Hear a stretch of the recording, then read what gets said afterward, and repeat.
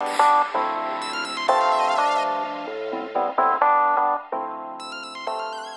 gente fala sobre essa polêmica envolvendo a existência de um gabinete paralelo de pastores dentro do Ministério da Educação.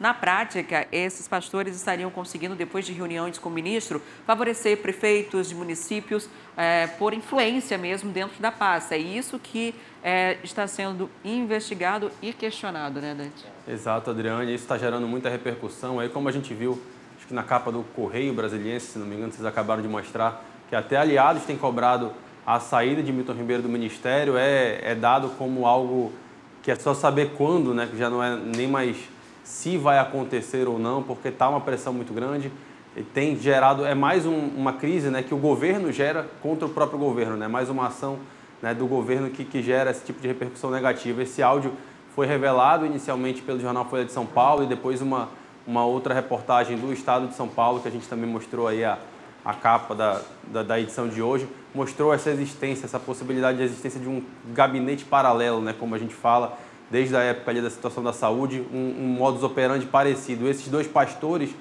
que são Gilmar Santos e Arilton Moura, eles fariam essa articulação junto ao ministro Milton Ribeiro para conseguir essa liberação de recursos do FNDE, né, do Fundo Nacional de Desenvolvimento da Educação.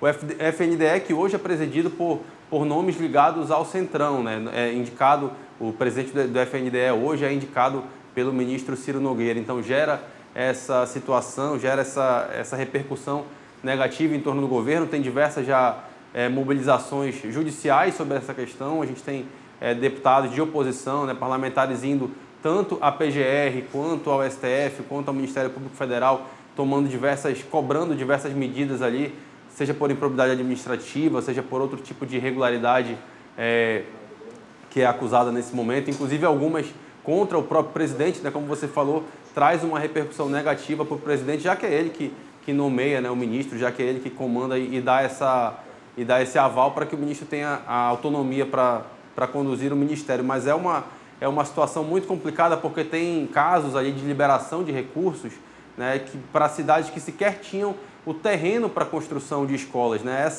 Essa escolha, essa distribuição, melhor dizendo, de verbas para os prefeitos, para os municípios, ela deveria atender a critérios políticos, a critérios técnicos, perdão, dentro daquilo que está exigido pelo programa, né, de apoio à educação.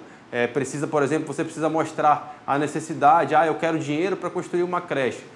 Você precisa apresentar tecnicamente, tem um déficit de tantas vagas, eu tenho esse terreno aqui, eu tenho essa possibilidade de investir nisso aqui, mas eu não tenho recurso. E aí o Ministério avalia e libera essa verba, né? Nesse caso, a gente tem, como falei, situação de liberação de verbas para municípios que sequer tinham esse terreno, ou seja, que não adotavam o critério mínimo técnico exigido para isso. Então, acaba sendo um direcionamento político sobre essa questão.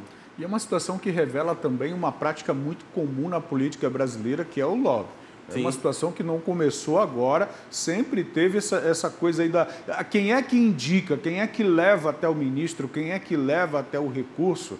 Há até um prefeito do interior do estado lá da Diniz, do Maranhão, denunciando que pagou propina adiantada, né? Algo em torno de 15 mil reais, uma denúncia grave e que de repente pode trazer luz para essa prática, infelizmente, na administração pública brasileira, né, Dante?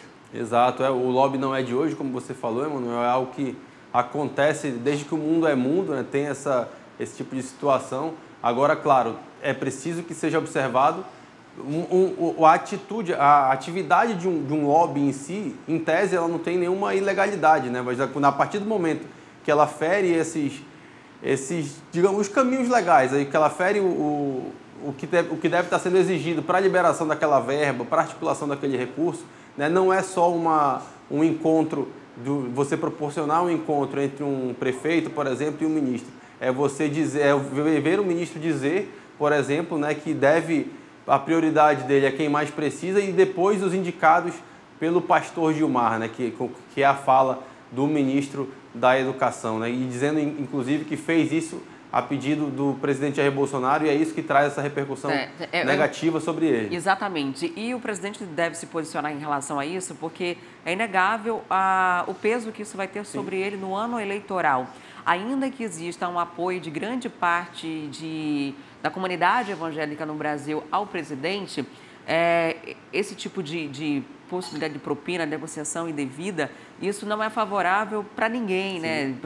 Nem quem já apoia concorda com algo se confirmado dessa forma. O presidente já deu algum indício, porque acaba sendo um calo no sapato dele, que vai prejudicar ele mesmo, né? Que a dor vai ser para ele mesmo. Ele já deu algum posicionamento sobre isso? Se deve tirar ou não o ministro, ou está defendendo?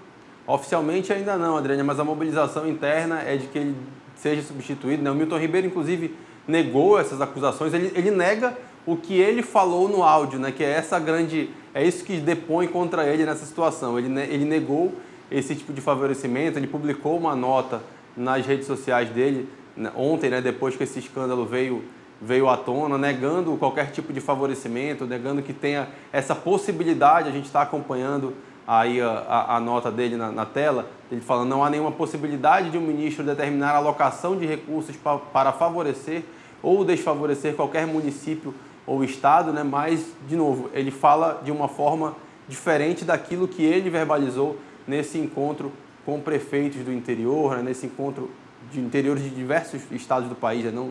Não daqui, e nesse encontro que os próprios pastores participaram. Você falou desse apoio, Adriane, da base evangélica. Ele foi publicamente cobrado, por exemplo, o ministro, né? Nesse caso, cobra-se o ministro e não o presidente. Ele foi publicamente cobrado pelo pastor Silas Malafaia, né? Uma das maiores lideranças evangélicas do país, um aliado de primeira hora do presidente Jair Bolsonaro, cobrando de maneira incisiva, inclusive falando que ele era pastor e que deveria ter responsabilidade, deveria ser justo, deveria ser verdadeiro nessas questões. Então, ele está sofrendo uma pressão muito forte, né? Por isso que a gente até comentou de que até aliados estão querendo a saída dele. É uma tendência muito grande, ele já é o terceiro ministro da Educação do governo Bolsonaro e é uma crise, é uma situação política muito complicada num ano que tudo que o presidente não queria era isso, né?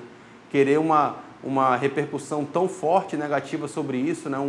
Um escândalo que realmente chama muita atenção, talvez um dos mais graves aí dessa gestão e que pode trazer consequências negativas aí, tanto para o ministro. Acho que é inevitável essa saída dele, é mais uma questão de tempo e articulação entre os aliados de quem deve substituí-lo, e também traz consequências negativas, obviamente, para a imagem do presidente, já que é um ministro indicado por ele, que está tomando esse tipo de atitude e diz, né, verbaliza em áudio, por mais que negue depois em nota, verbaliza em áudio que é um pedido do presidente, né? Então, é uma situação muito complicada, era tudo que ele não queria num ano eleitoral, num ano de uma eleição que deve ser muito disputada. Gostou do vídeo? Vem ver mais no nosso canal. Não esqueça de se inscrever e ativar as notificações.